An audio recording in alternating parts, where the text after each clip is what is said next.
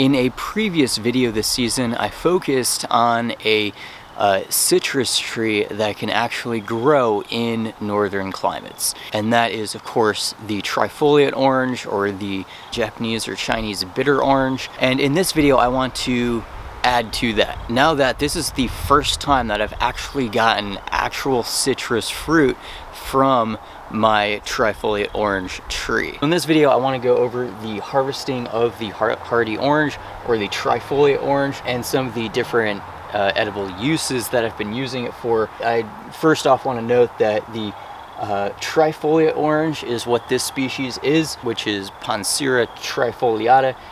It's important to not confuse this with a different species that's in a different genus, and that species is also called the hardy orange, right? But it is not at all the same tree as this. Right, so the fruit of this trifoliate orange, well, the tree will flower first, right, earlier in the season as we get into May, and then heading into June, these will turn into little green fruits that will slowly grow in size throughout the year, right? And they will stay green for multiple months, right? 3-4 months. It's not until like late September, and now that we're in mid-October, that these fruits have turned more of like a goldish yellow color. So the fruits really ripen up in the beginning of October to mid-October, and throughout that time it's important to keep an eye on the tree, because you want to be able to harvest the fruit when it doesn't take much prying at all to work it off the tree, right? If you just kind of touch it or move it back and forth a little bit, it just kind of falls into your hand. For me, that's been a really good time to pick the fruit. I try to make sure I pick it before it falls to the ground. So this time of the year, it's always good to keep a close eye on it and make sure that I'm harvesting the fruit in a timely manner. And so, of course, you know, this can be zone specific in some cases. This is zone 6 to 7 climate, so this timeline to an extent is really geared for this type of climate. You may or may not live in a similar climate that I do. As this fruit develops, right, once it has grown to its fullest size and it is turning yellow, that yellow golden color, as it moves into a greater sense of maturity, the fruit will kind of initially smell kind of off, not great. Don't quite know how to describe it. It's almost like pond scum or something, but as it ripens, it actually develops more of a sweeter floral scent, right? It's very similar to, like, if you've ever had a lemon tree, or if you've been able to smell the lemon flowers, right? That very sweet florally scent is very similar to the smell that the fruits of this tree produce once they're ripe. Now, there is some possibility that the fruit can age or mature a little bit more once it's off the tree, right? So like if I pick the fruit and I let it sit on the kitchen counter for a couple of weeks or 1 week, it may further ripen a little bit, right? It may get a little bit sweeter, or the juice may be easier to extract. But for me, for my own experience, I still kind of have to play around with that to see how effective that is, or if it really makes any bit of a difference. Maybe some of you out there have some experience to weigh in on that. If so, feel free. So the fruit is about 1 inch to 1.5 inches in diameter. Some of them are smaller, some of them are larger. So, you know, they're definitely not going to be huge.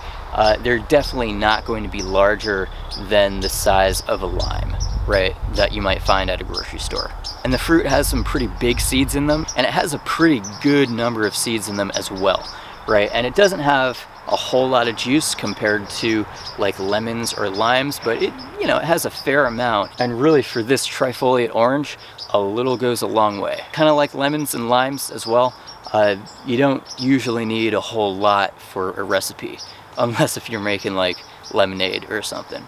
So that kind of leads right into the taste, right, of this trifoliate orange, right? And the taste to me is really kind of between a lemon and a grapefruit, with hints of orange, right?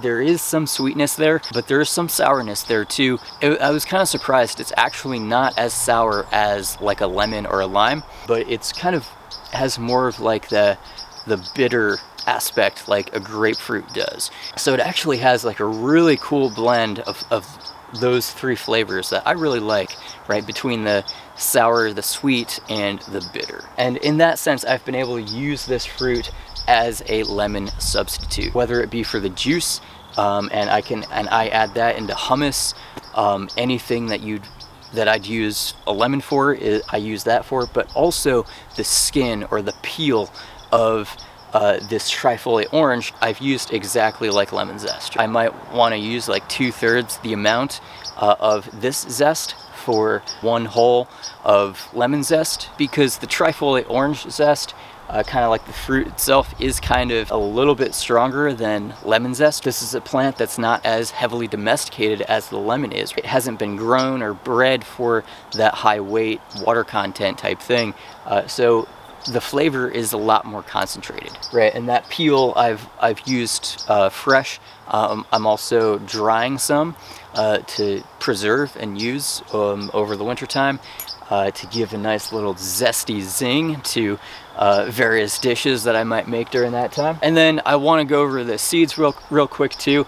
This may eventually turn into a video all to its own later on down the line. But the seeds, if you want to grow them and grow more of these trees from seed, the trifoliate orange actually may need some cold stratification. So that means that these specifically may benefit from a few months of being in cold temperatures, right? It's probably better to be cold and wet as well, to really encourage these seeds to germinate. And so that could mean putting these seeds out in the soil over the winter time, or putting the seeds in a wet cloth or a wet paper towel and putting them in the fridge for a few months before planting them in pots in warmer conditions, at which time then they would be triggered to sprout, right? So I don't know if germination rates, if you'd have a better chance of doing that indoors, like doing it in the refrigerator and then moving them into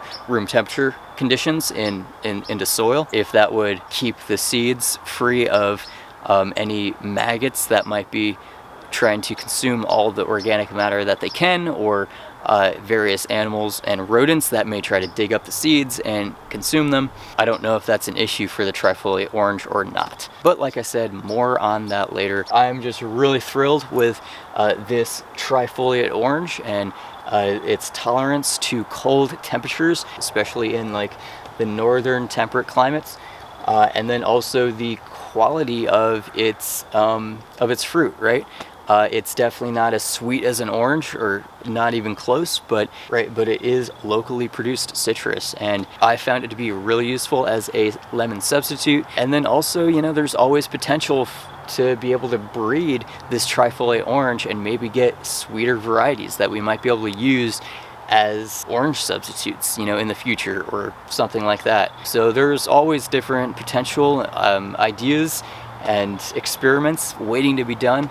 So that is really exciting. Thank you so much for checking out this video on the trifoliate orange. The idea, the prospect of a locally produced citrus is very appealing to me, because we don't have to expend so much energy in the production and transportation of a lot of these citrus from across the country or around the world. And if we can grow some of these plants that are more adapted to our local climates, it's a lot more efficient energy-wise. In some cases, it can benefit ecological health, environmental health, and human health.